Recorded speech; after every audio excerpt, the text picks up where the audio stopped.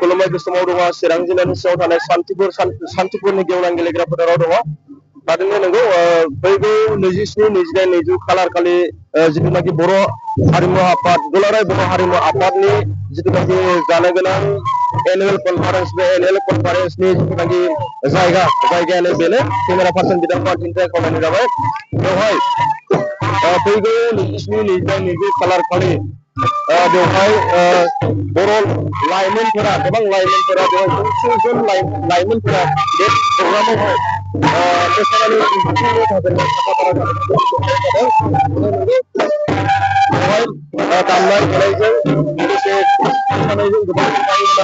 लाइमोनफोरा साखाफारा जानायखौ नुनो मोननाय जादों आरो बिथांमोननि सिफुं हारिमु आफादा बे एनुवेल कनफारेन्सआव दिन्थिफुंनो थाखाय साखाफारा जानायखौ नुनो मोननाय जादों आरो बिथांमोननि जिथु दैदेनगिरि बिथांनिफ्राय जोङो फंनैसो बुंनाय लानानै फैगौ 27, 29 खालार खालि जोंनि जानो गोनां एनुवेल कनफारेन्स बर' हारिमु आफादनि जानो गोनां एनुवेल कनफारेन्सनि बिथांमोना 20 लाइमोनफोरखौ लानानै बेवहाय बर' हारिमुनि मोसानाय दिन्थिफुंनो थाखाय साखाफारा मोननाय जादों। बेवहाय बिथांमोना साखाफारा जानानै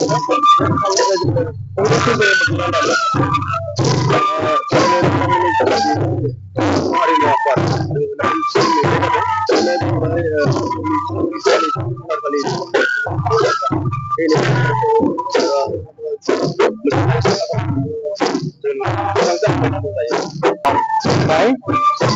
गिबियावनो देग्लायनि नैजिसे दुलाराय बर' हारिमु आफादनि मोनसे बोसोर आरो जोंनि चिरां जिल्लानि ओनसोलाव सान्तिपुर फरायसालि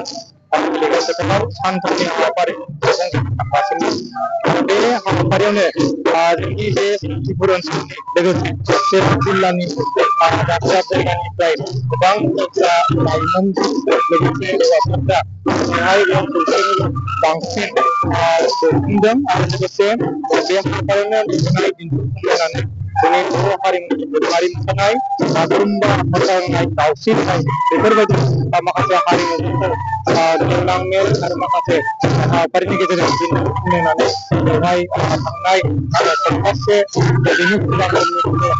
थियारि जालांदों आरो जों दिनै दा गेजेराव सानसेल'सै बेवहाय खोब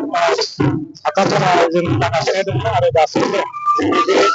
बेनि हाबाफारि फालिबोनाय हाबाफारि बेयो सोलिगासिनो दं।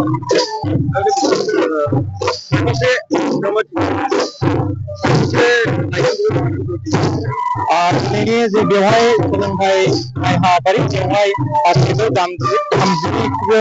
बांसिन हिनजावसाफोरा बेवहाय फालिगासिनो दङ आरो 20निख्रुइ बांसिन हौवासाफोरा बेवहाय हाबाफारियाव बाहागो लागासिनो दं। थारैनो फंबाय बिथांमोना फैगौ 27, 29 खालार खालि जिथुनाखि बर' हारिमु आफादनि जिथुनाखि जानो गोनां एनुवेल कनफारेन्सआव 100 जन हिनजावसा हिनजावसाफोरखौ लानानै बिथांमोना बर' हारिनि बागुरुम्बा मोसानाय गुबुन मोसानाय बा ख्रिस्टि मोसानाय दावस्रि देलाय मोसानाय बेबायदि मोसानायखौ लानानै बिथांमोना सानफ्रोमबो हाबाफारियाव थाखाय साखाफारा जानायखौ नुनो मोननाय जादों।